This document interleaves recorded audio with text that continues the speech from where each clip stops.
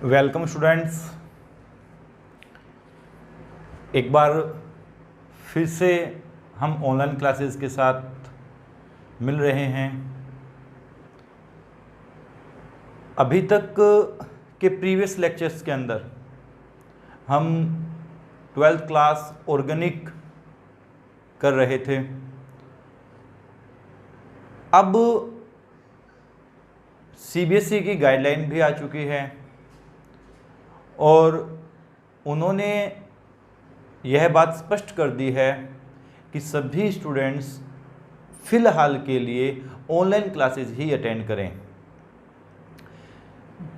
CBSE ने online classes के आगे के 4 वीक का सिलेबस भी डिसाइड कर दिया है, तो आप लोगों को ये ऑनलाइन क्लास अटेंड करना बहुत ज़रूरी है और आपको यहाँ पे अटेंडेंस देना भी बहुत ज़रूरी है।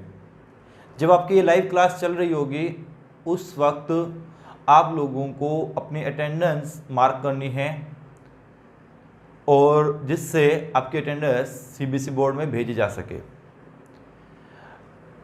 अब दूसरी बात करते हैं, जैसे कि आप लोगों को पता है कि कल ही हमारा रिवाइज रिजल्ट आया है, कुछ पार्ट्स उसमें हटा दिया गया है।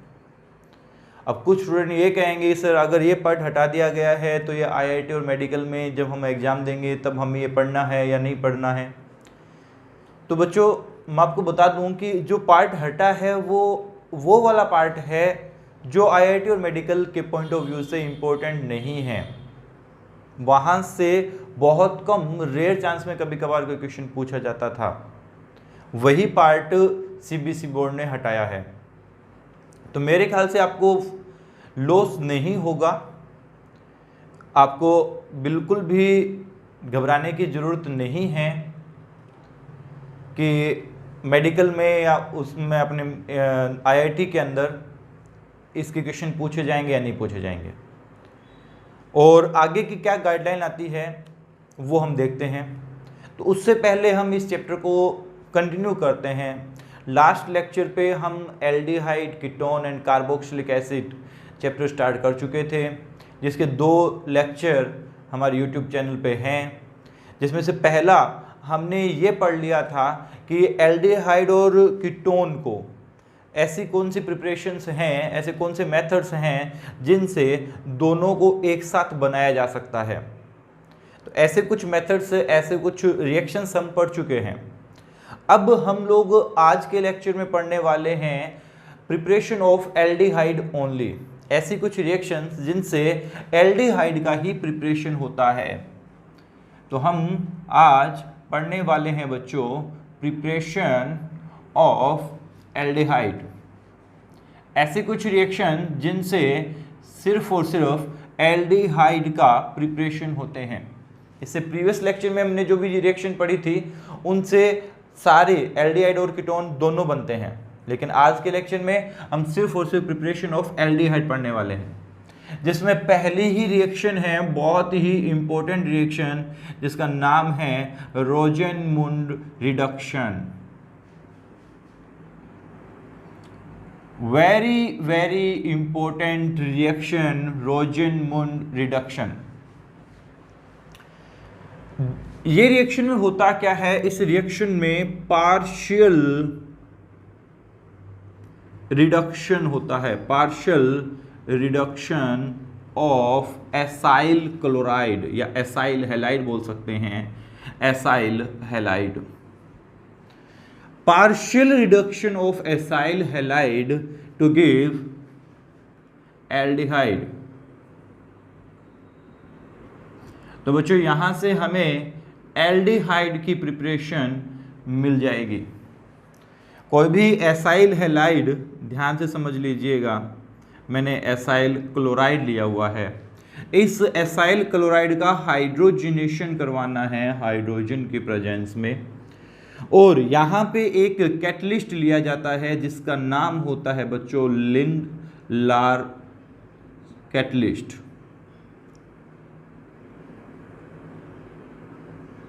Lindlar catalyst. तो लिंडलार कैटलिस्ट की प्रेजेंस में हम इस एसाइल हैलाइड का हम हाइड्रोजनेशन करवाएंगे और बहुत ही सिंपल तरीके से स्टूडेंट ये देखिए ये वाला बॉन्ड ब्रेक होगा और ये हाइड्रोजन यहाँ से अलग हो जाएंगे। तो यहाँ पे बन जाएगा एल्डिहाइड और साथ में HCl। एल्डिहाइड एंड HCl का फॉर्मेशन यहाँ से होता हुआ आपको दिखेगा। अब गौर करें इसमें, तो पहली बात तो ये कि हो सकता है आपको एसाइल हैलाइड वो डायरेक्ट ना दे, तो कभी कभार वो आपको कार्बोक्सिलिक एसिड भी दे देगा। और कार्बोक्सिलिक एसिड से आप सब लोग जानते हैं कि हम एसाइल हैलाइड बना सकते हैं, जिससे वेरियस मेथड्स आपके पास हैं, जैसे आपकी SOCl2 डार्जन रिएक्शन याद होगी आप लोगों को, जैसे PCl3, जैसे PCl5, जैसे phosphorus plus halogen, red phosphorus plus halogen. तो इन सब रिएक्शन से आपका बन जाता है एसाइल हैलाइड, और एसाइल हैलाइड से बन जाता है एल्डिहाइड। ये तो आपको क्लियर ही होगा बच्चों। देन इसके बारे में बात करते हैं, ये लिनार कैटलिस्ट क्या होता है स्टूडेंट। लिनार कैटलिस्ट होता है प्लेडियम सरफेस पे, प्लेडियम एक ब्लॉक होता है पूरा का पूरा, ध्यान से समझ लीजिए। जैसे ये ब्लॉक है प्लेडियम का, इसमें ये पोरस होता है, ठीक है, पूरा का पूरा इसमें पोर होते हैं, और इस तरीके से ये प्लेडियम सरफेस होती है, जहाँ पे ये हाइड्रोजन जो है इस सरफेस पे एडजॉर्ब हुआ होता है, एडजॉर्ब। ये बात हम लोग बायोमोलिक्यूल चैप्टर में भी पढ़ेंगे, और ये बात हम लोग सरफेस केमिस्ट्री में भी पढ़ेंगे कि जब कभी भी अपना कैटलिस्ट जो है वो पोर्ड होता है तो वो बहुत अच्छे से काम करता है, ठीक है, क्योंकि उसको सरफेस एरिया ज़्यादा मिल जाता है रिएजेंट को। तो यहाँ पे हाइड्रोजन ये एब्जॉर्ब हुआ होता है, और जैसे ही आप इस एसाइल हैलाइड को यहाँ से गुजारेंगे तो ये एल्डिहाइड में कन्वर्ट हो जाएगा। अब मैं बात करता हूँ यहाँ पे प्लेडियम के साथ साथ, ध्यान से समझिएगा बच्चों, प्लेडियम के साथ साथ यहाँ पे हमें दिया होता है BaSO4। लिनार कैटलिस्ट इसे बोलते हैं प्लेडियम प्लस BaSO4। BaSO4 जो होता है वो पॉइजन की फॉर्म में काम करता है, पॉइजन की फॉर्म में काम करता है। अदरवाइज अगर ये BaSO4 नहीं लिया जाता तो ये एसाइल हैलाइड पहले एल्डिहाइड में कन्वर्ट होता और देन ये अल्कोहल में कन्वर्ट हो जाता। तो फाइनली हमें प्रोडक्ट एल्डिहाइड ना मिलकर हमें प्रोडक्ट क्या मिलता, अल्कोहल मिलता। तो इस वजह से हमने यहाँ पे BaSO4 लिया होता है, ठीक है बच्चों। ये पॉइजन की फॉर्म में काम करता है इस कैटलिस्ट के लिए। कैसे काम करता है, तो कुछ जो पोर्ड हैं वो BaSO4 द्वारा फिल्ड कर लिए जाते हैं, तो उतना इफेक्टिवली ये कैटलाइज रिएक्शन को नहीं कर पाता है, और इस वजह से इसे हम लिनार कैटलिस्ट में BaSO4 को लेते हैं। मैं भी आपको क्लियर कर देता हूं दो अलग अलग रिएक्शंस लिखकर, अभी देखिए आप। तो स्टूडेंट्स, अगर हम लोगों ने एसाइल हैलाइड, एसाइल क्लोराइड यहाँ पे कंसीडर किया हुआ है, और इस एसाइल क्लोराइड की रिएक्शन हम लोग अगर प्लेडियम प्लस हाइड्रोजन के साथ करवा देते हैं, हाइड्रोजनेटेड प्लेडियम के साथ, तो सबसे पहले ये वाला बॉन्ड टूटेगा, इधर H और इधर H आ जाएगा, तो एल्डिहाइड का फॉर्मेशन हो जाएगा, ठीक है। एल्डिहाइड की दोबारा से ये रिएक्शन अपने आप प्रोसीड होती है प्लेडियम और हाइड्रोजन की प्रेजेंस में, और ये वाला बॉन्ड यहाँ से ब्रेक हो जाता है, H ऊपर और H ही नीचे आ जाता है। तो इससे ये CH, ये H पहले से था और यहाँ पे लग जाता है OH। दैट मीन्स अल्कोहल का फॉर्मेशन हो जाता है। ये पहले एल्डिहाइड बनेगा लेकिन इसका कंप्लीटली रिडक्शन हो जाता है एसाइल हैलाइड का। एंड हमें एसाइल हैलाइड का कंप्लीटली रिडक्शन नहीं करवाना है, हमें क्या करवाना है, रोजेनमून रिडक्शन। का मतलब क्या है, रोजेनमून रिडक्शन का मतलब ही क्या है, रोजेनमून रिडक्शन का मीनिंग है partial reduction of acyl halide. पर जब पार्शियल रिडक्शन होगा तभी हमें क्या मिलेगा, तभी हमें मिलेगा, तो हम यहाँ पे प्लेडियम के साथ साथ BaSO4 लेते हैं, या फिर इसे हम पॉइजन कर देते हैं बाय सल्फर से।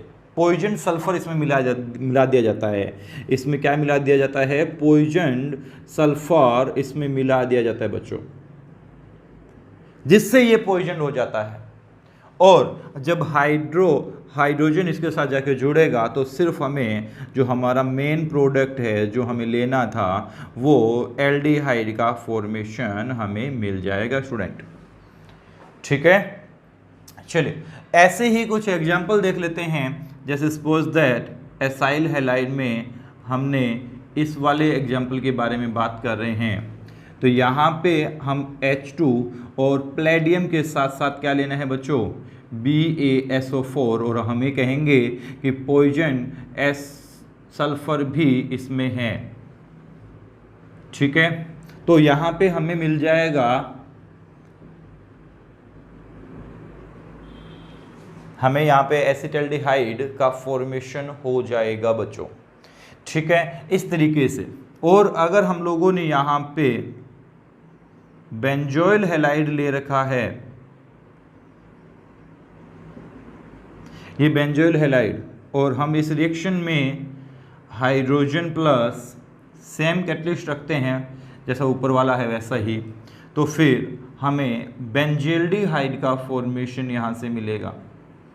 किसका फॉर्मेशन मिलेगा स्टूडेंट? बेंजल्डिहाइड का। ये आपके पास बेंजल्डिहाइड।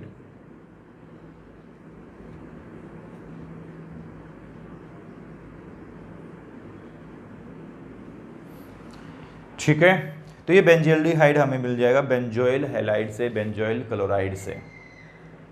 ये आपका रोजिनमून रिडक्शन है।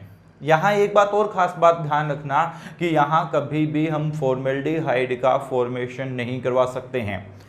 कभी भी रोजिनमून रिडक्शन में फॉर्मेल्डिहाइड का फॉर्मेशन नहीं होता है।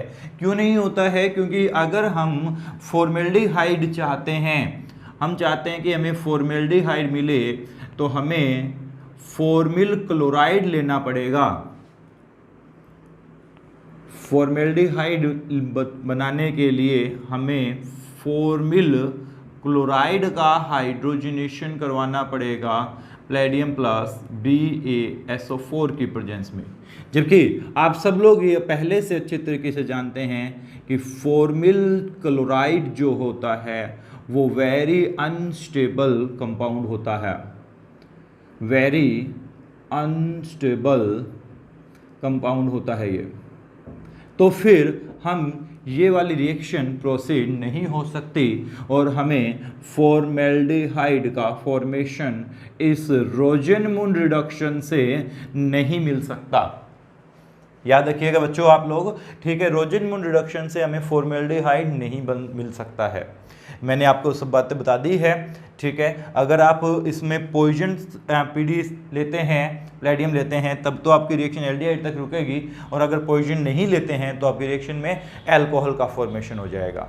ठीक है स्टूडेंट्स, इसी क्रम में हम एक और रिएक्शन देखते हैं, सेकेंड रिएक्शन, जिसका नाम होता है स्टीफन रिएक्शन। बच्चों ये बात जरूर ध्यान रखना, जितनी भी नेमिंग रिएक्शन हैं उन सबको अच्छे से अलग से लर्न कर लेना, क्योंकि हर बार हर साल हमारे बोर्ड एग्जाम में और हमारे एंट्रेंस एग्जाम के अंदर जरूर कोई न कोई नेम रिएक्शन जरूर पूछी जाती है। तो फिर आप लोग प्लीज़ इन नेम रिएक्शंस जितनी भी हैं उनको अलग से अच्छे से लर्न कर लेना। तो स्टीफन रिएक्शन में कोई भी नाइट्राइल लिया जाता है स्टूडेंट, ठीक है, नाइट्राइल, और ये नाइट्राइल जो है वो HCl, मतलब हम कह देंगे कि स्टेनस क्लोराइड एंड HCl की प्रेजेंस में रिएक्ट करता है और यहाँ से इमाइन मिल जाता है। मैं भी आपको इसके मैकेनिज्म बताऊंगा। ये हमें इमाइन का फॉर्मेशन हो जाता है किससे? नाइट्राइल से।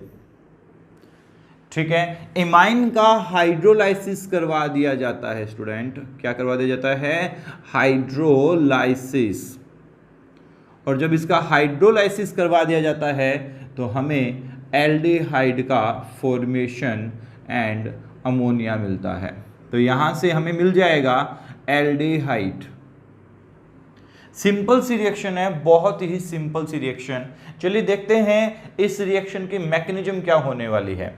तो फिर सबसे पहले स्टेनस क्लोराइड जो है, स्टेनस क्लोराइड वो HCl के साथ रिएक्ट करता है और स्टेनिक क्लोराइड में कन्वर्ट हो जाता है, स्टेनिक क्लोराइड SnCl4 के अंदर, एंड H2H+ हमें यहां से मिल जाते हैं।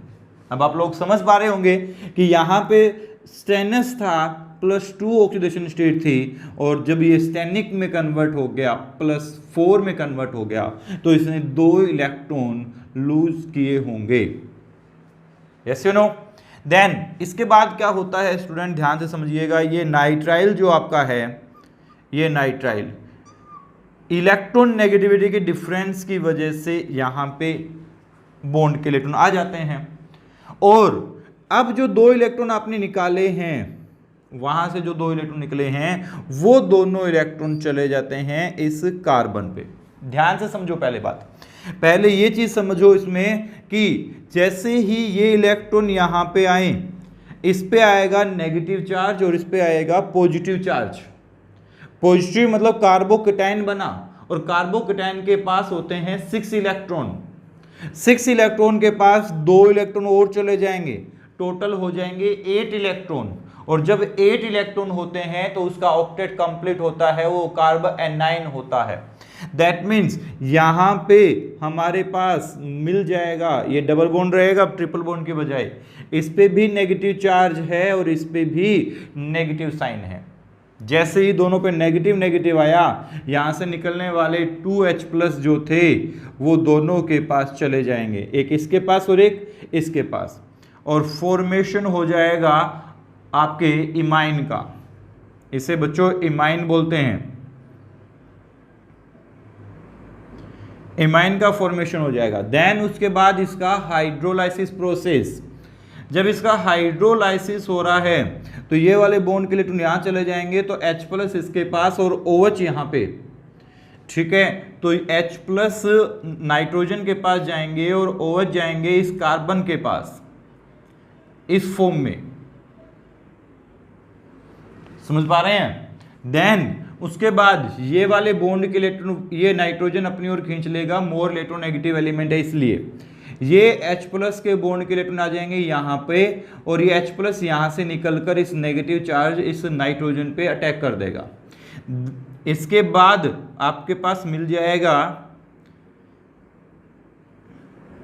ये एल्डिहाइड एंड ये अमोनिया।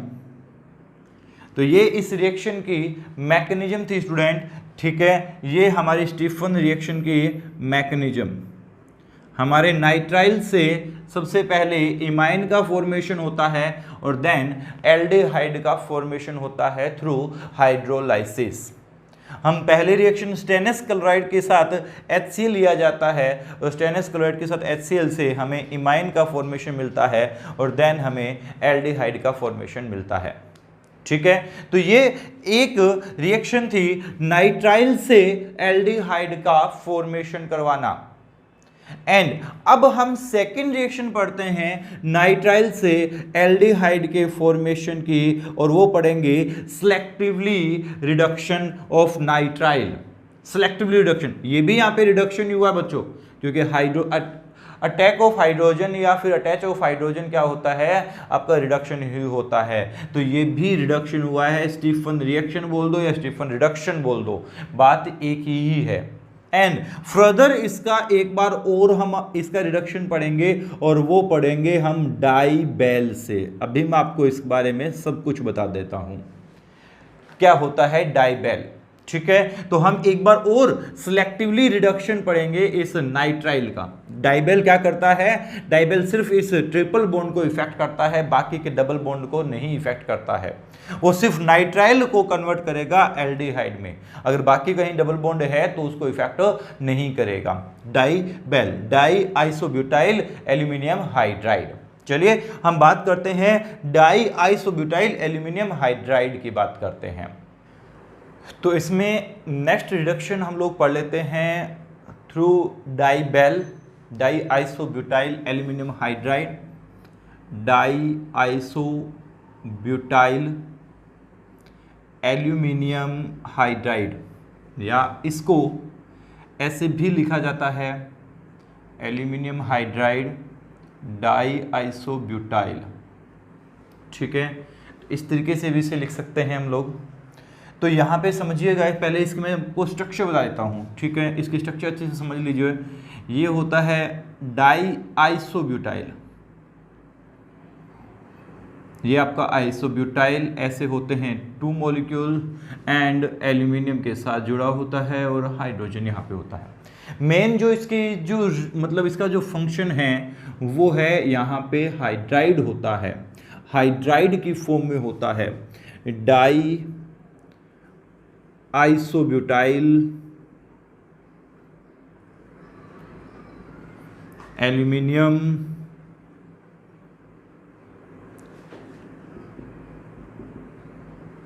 हाइड्राइड। बस ये बात ध्यान रखना, यहाँ पे हाइड्राइड होता है तो ये रिडक्शन होगा। क्या होगा बच्चों?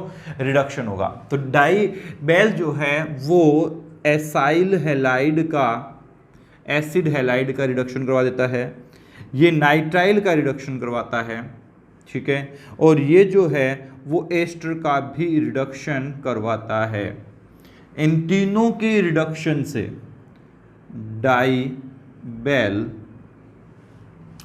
इन तीनों की रिडक्शन से हमें मिलता है बच्चों एल्डिहाइड। इसका फॉर्मेशन होता है एल्डिहाइड। अभी मैं आपको इन तीनों की मैकेनिज्म भी क्लियर करने वाला हूं। मैं अभी आपको मैकेनिज्म बताऊंगा। ये एसिड हैलाइड था, एसिड हैलाइड को रिड्यूस करवाता है आपका डाइबेल।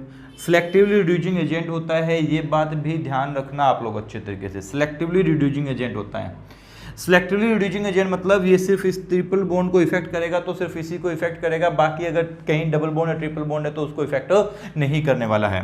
तो फिर ये आपका नाइट्राइल को इफेक्ट कर सकता है और ये आपका एस्टर को भी कन्वर्ट कर सकता है किसमें? एल्डिहाइड में। हाँ, फर्दर इसका हाइड्रोलाइसिस जरूर होगा बच्चों, ध्यान रखना।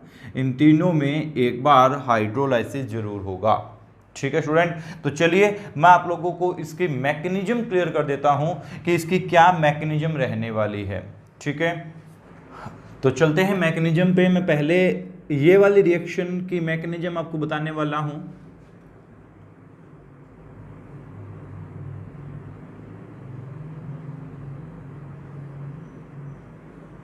ठीक है,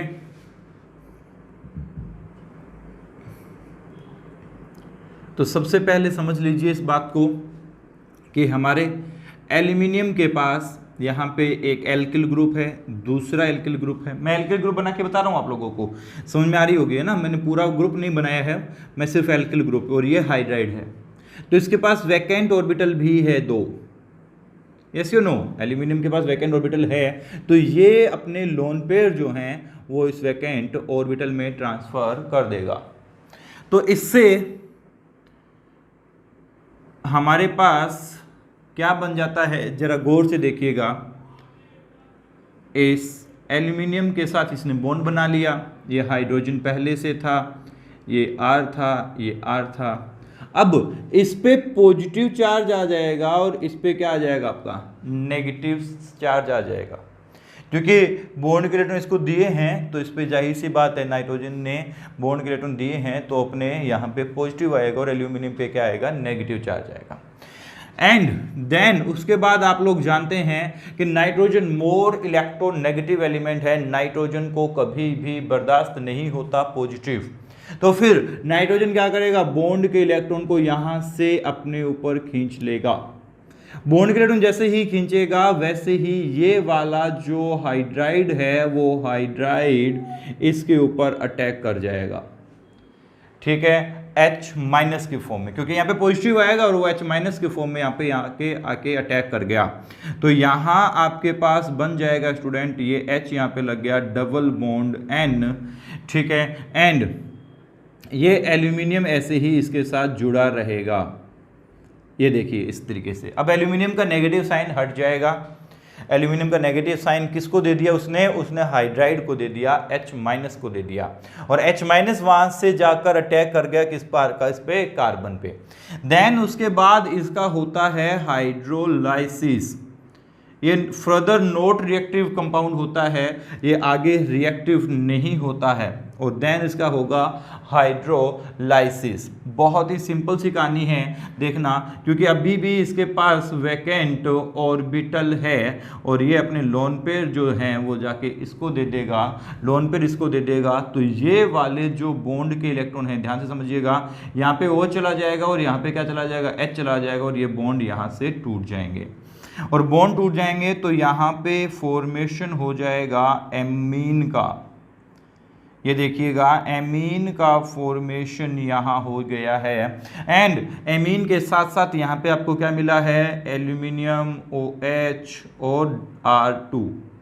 मैं लिख सकता हूँ क्योंकि H+ तो चला गया इस नाइट्रोजन के पास, मोर इलेक्ट्रोनेगेटिव एलिमेंट था नाइट्रोजन के पास, और OH जो है वो चले गए इस एल्यूमिनियम के पास, एंड देन फर्दर इसका हाइड्रोलाइसिस होगा बच्चों। अभी भी आप लोगों ने हाइड्रोलाइसिस पढ़ा ही था इसका, एमीन का, ठीक है, स्टीफन रिएक्शन में भी हाइड्रोलाइसिस इसका पढ़ा था आप लोगों ने। तो ये फर्दर हाइड्रोलाइज्ड होकर आपको एल्डिहाइड एंड अमोनिया दे देता है। समझ गए होंगे आप लोग बात। तो कैसे हमारे नाइट्राइल से नाइट्राइल का रिडक्शन होकर हमें एल्डिहाइड मिलता है, ठीक है, तो ये हमारी रिएक्शन कौन करवाता है, ये डाइबेल करवाता है। सिंपल सी कहानी मैं आपको बताता हूं, देखिए सुनिएगा, कि जो स्टीफन रिएक्शन भी तो यही करवा रही थी, स्टीफन रिडक्शन में भी तो यही हो रहा था, लेकिन यहां पे मैंने आपको बताया कि ये सिलेक्टिवली रिड्यूसिंग एजेंट होता है, ये सिर्फ नाइट्राइल के कंपाउंड को, नाइट्राइल के बॉन्ड को ही इफेक्ट करता है, अदरवाइज किसी डबल बॉन्ड या ट्रिपल बॉन्ड को इफेक्ट नहीं करता है। तो चलिए मैं आपको एक रिएक्शन लिख के बताता हूं कि कैसे ये पॉसिबल होता है। जैसे कोई भी रिएक्शन आप ले सकते हैं यहाँ पे, जैसे ये मैंने ये रिएक्शन ली हुई है, ये बीच में एक डबल बॉन्ड मैंने बना दिया अपनी तरफ से, और ये मैंने ऐसा कुछ नाइट्राइल लिया हुआ है, और जब मैं इसका रिडक्शन डाइबेल के थ्रू करवाता हूँ बच्चों, ठीक है, फिर हाइड्रोलाइसिस करवाना पड़ेगा, तो फिर मुझे इस वाले डबल बॉन्ड को ये इफेक्ट नहीं करता है, इस वाले डबल बॉन्ड को इफेक्ट नहीं करता है, और इस टाइप का एल्डिहाइड का फॉर्मेशन हमारे पास हो जाता है। तो समझ गए होंगे कि डाइबेल हमने क्यों लेते हैं, डाइबेल की रिक्वायरमेंट हमें क्यों होती है, ठीक है। तो चलिए देन मैं आपको एक बार और इसकी मैकेनिज्म बता देता हूं, ठीक है। एस्टर के साथ भी है डिटो सेम रिएक्शन, बिल्कुल वैसी रिएक्शन जैसे अभी आप लोगों ने नाइट्राइल के साथ पढ़ी थी वैसी ही, फिर भी मैं आपको एक बार और इसे अच्छे से रिवाइज भी हो जाएगा आप लोगों का और समझ में भी आ जाएगा। तो यहाँ पे इसके पास हैं लोन पेयर और यहाँ है वैकेंट ऑर्बिटल, ये वैकेंट ऑर्बिटल यहाँ पे चले जाएंगे लोन पेयर आपके। देन उसके बाद यहाँ आपके पास बन गया स्टूडेंट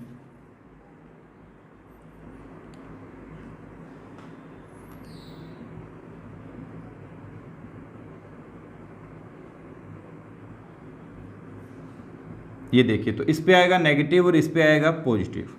आप लोग अच्छी तरीके से जानते हैं कि ऑक्सीजन को पॉजिटिव चार्ज बिल्कुल भी बर्दाश्त नहीं है, तो ऑक्सीजन क्या करेगा, ये वाले बॉन्ड के इलेक्ट्रॉन इधर खींचेगा, क्योंकि ये तो बॉन्ड उसने बनाया ही है अभी, तो ये नहीं करेगा, इसको कोई इफेक्ट नहीं करेगा, वो यहाँ से खींचेगा, इस पे आ जाएगा, एंड देन ये वाले पे आ गया, इस पे पॉजिटिव चार्ज, ये पॉजिटिव चार्ज आते ही यहाँ से ये हाइड्राइड हटेगा और इस पे जाके अटैक कर जाएगा। अटैक करने के बाद आपके पास कुछ इस तरीके का कंपाउंड दिखेगा CHOR। अब इस ऑक्सीजन की वैलेंसी कंप्लीट है, सबकी वैलेंसी कंप्लीट हो गई है, ठीक है, सबकी यहाँ पे वैलेंसी आपकी कंप्लीट हो चुकी है। देन उसके बाद इसका होता है स्टूडेंट हाइड्रोलाइसिस वाटर। जैसे कि मैंने आपको बताया कि हाइड्रोलाइसिस होगा तो OH इसको चला जाएगा, ठीक है, OH इसको चला जाएगा, ये वापस बॉन्ड के इलेक्ट्रॉन इधर आ जाएंगे आपके, और ये OR यहाँ से रिमूव हो जाएगा, ये बॉन्ड के इलेक्ट्रॉन वापस इस तरफ आ जाएंगे और ये वाले बॉन्ड के इलेक्ट्रॉन इस पे इसके वैकेंट ऑर्बिटल को ट्रांसफर कर दिए जाएंगे। तो फिर यहाँ से बन जाता है एल्डिहाइड, ये तो एल्डिहाइड बन गया बच्चों, और वो बन जाता है एल्कोहल ROH, क्योंकि इस H2O का H+ चला जाता है इस OR के पास, ठीक है, और OH चला जाता है इस एल्यूमिनियम के पास। तो एल्यूमिनियम OH R2 मैं बोल दूं, ऐसे समझ में आगे होगी मैकेनिज्म। बिल्कुल सेम मैकेनिज्म है जैसे आपका नाइट्राइल में थी, वैसे ही मैकेनिज्म है, बस वहाँ पे नाइट्रोजन आपका लोन पे डोनेट कर रहा था, यहाँ पे आपके ऑक्सीजन जो है वो लोन पे डोनेट कर रही है, ठीक है। मैं आपको हर एक रिएक्शन के मैकेनिज्म सिर्फ इसलिए बता रहा हूँ कि आपको उसका तरीका, उसका मेथड समझ में आ जाए। बाकी हर रिएक्शन के मैकेनिज्म आपके बोर्ड एग्जाम के पॉइंट ऑफ व्यू से इंपॉर्टेंट नहीं है, बोर्ड एग्जाम में मैकेनिज्म नहीं पूछी जाती है स्टूडेंट्स। लेकिन कई बार कुछ मैकेनिज्म में कुछ क्वेश्चंस छुपे होते हैं, और वहाँ से जो मेडिकल एंट्रेंस एग्जाम है या फिर IIT एंट्रेंस एग्जाम है, वहाँ पर उनसे वो क्वेश्चन उठा लिए जाते हैं। तो इसीलिए मैकेनिज्म को पढ़ना इम्पोर्टेंट भी है, ठीक है। मैं आपको सजेशन करूँगा कि आप मैकेनिज्म को जरूर पढ़ें, हर एक रिएक्शन के मैकेनिज्म को जरूर पढ़ें, क्योंकि वहाँ से छुपे होते हैं कुछ एक क्वेश्चंस, और वहाँ से वो क्वेश्चंस हमारे एंट्रेंस एग्जाम में उठाए जाते हैं, ना कि वहाँ पे बोर्ड एग्जाम में उठाए जाते हैं। तो बोर्ड एग्जाम के पॉइंट ऑफ व्यू से ये मैकेनिज्म ज़्यादा इंपॉर्टेंट नहीं होते हैं। जो NCERT में मैकेनिज्म दे रखी है, सिर्फ वही रिएक्शंस मैकेनिज्म ज़्यादा इंपॉर्टेंट होती है, ठीक है स्टूडेंट। Thank you.